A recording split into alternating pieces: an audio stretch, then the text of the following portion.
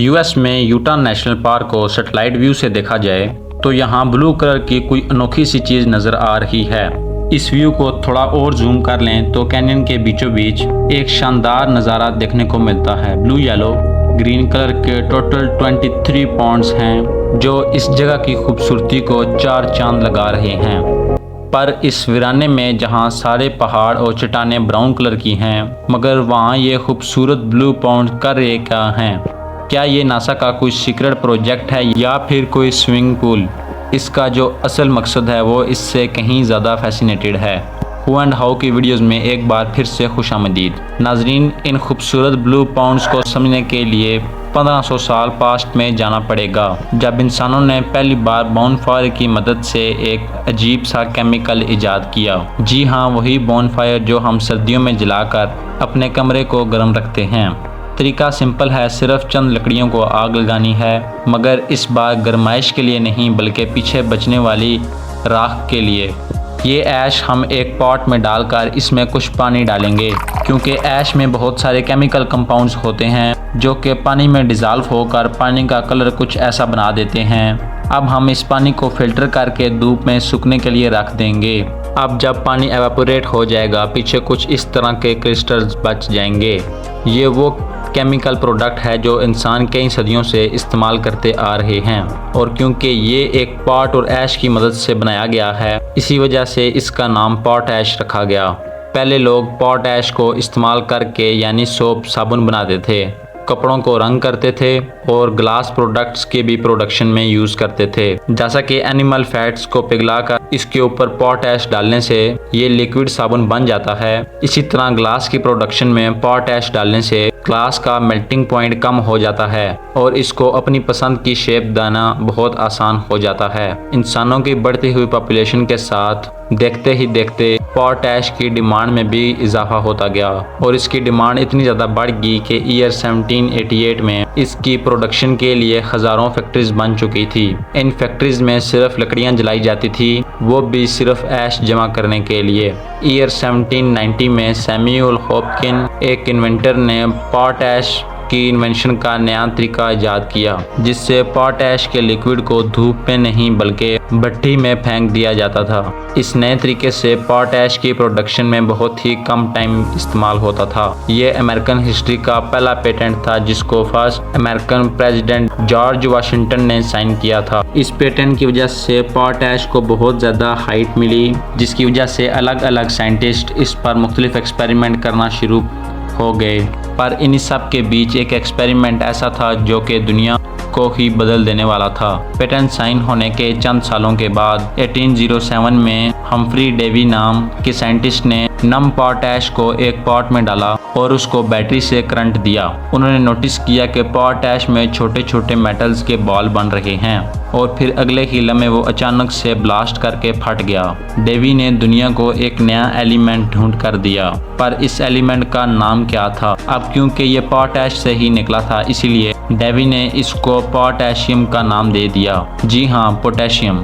काफ़ी लोग पोटेशियम का नाम सुनते हैं तो खुबानी, किशमिश या केला उनके जहन में आ जाता है। बेशक ये फ्रूट्स इंसानों के लिए पोटेशियम का अच्छा सोर्स हैं, लेकिन इनके अंदर प्योर पोटेशियम नहीं है। प्योर पोटेशियम बहुत ज़्यादा रिएक्टिव होता है, वो किसी भी चीज़ से फ़ौरन रिएक्ट कर जाता है। जैसा कि हम्फ्री डेविड के एक्सपेरिमेंट में हवा में मौजूद वाटर वेपर से रिएक्ट किया और ब्लास्ट कर गया। इसी तरह प्योर पोटेशियम को ऑयल में डुबो कर रखते हैं ताकि वो हवा में मौजूद वाटर वेपर से रिएक्ट ना करे। इसके बाय प्रोडक्ट्स को इस्तेमाल करके आज दुनिया में इतनी चीज़ें बन चुकी हैं कि अगर उन्हें गिनने पे आए तो शायद ये वीडियो कम पड़ जाए। बैटरी से लेकर फर्टिलाइज़र तक और ग्लास से लेकर गन पाउडर तक पोटेशियम अब दुनिया की मजबूरी बन चुका है। पॉट ऐश में गोबर यानी नाइट्रेट डाला जाए तो ये पोटेशियम नाइट्रेट बन जाता है, जो कि गन पाउडर और फायरवर्क्स का मेन इंग्रेडिएंट है। हम्फ्री डेविड की डिस्कवरी के बाद पॉट ऐश या पोटेशियम से काफ़ी चीज़ें बनाई गई, लेकिन सबसे बड़ा मसला खुद पॉट ऐश की मैन्युफैक्चरिंग था, क्योंकि डेवी की डिस्कवरी के बाद अगले कई सालों तक इसे लकड़ियां जलाकर ही बनाया जाने लगा। इसकी डिमांड ज़्यादा होने की वजह से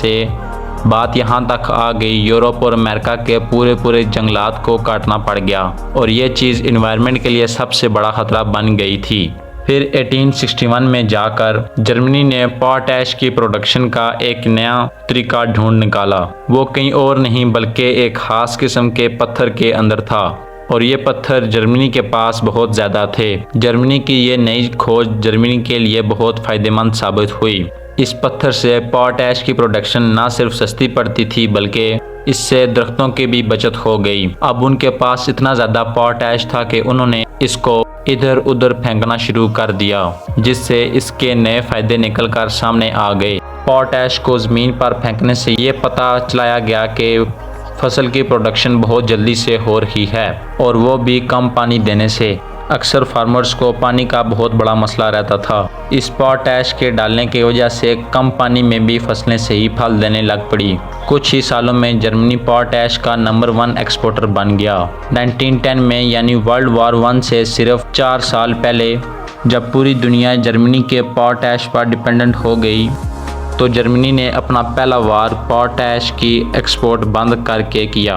जर्मनी के इस हमले का सबसे ज़्यादा नुकसान अमेरिका को हुआ। यही वो टाइम था जब अमेरिका की गवर्नमेंट ने अमेरिका के अंदर ही पोटैश ढूंढने के फंड्स एलोकेट कर दिए, जिनमें एक लोकेशन यूटा में मॉब सिटी के पास थी। पर मसला ये था, यहाँ पोटैश के पत्थर सरफेस पर नहीं बल्कि 3500 फीट नीचे थे। पहले तो यूएसए ने यहाँ पर माइंस खोदी और 35,500 फीट नीचे से ऐश के पत्थर निकालना शुरू कर दिए। सब कुछ दोबारा से ठीक ठाक चल रहा था, मगर फिर 1963 में एक हादसा हुआ जिसने सब कुछ दरम बरम कर दिया। पोटैश की माइन के अंदर मौजूद मीथेन गैस लीक हो गई और 5 मिनट के बाद उसके अंदर आग भड़क उठी। पोटैश की माइन एक जोरदार धमाके से भड़क उठी। इस अफसोसनाक हादसे में 18 माइनर्स अपनी जान से हाथ धो बैठे। अगले ही साल कैनेडियन माइन कंपनी ने जमीन से पोटैश निकालने का एक नया तरीका निकाला। उन्होंने यूटा में ही एक माइन खोदी और उसमें प्रेशराइज्ड पानी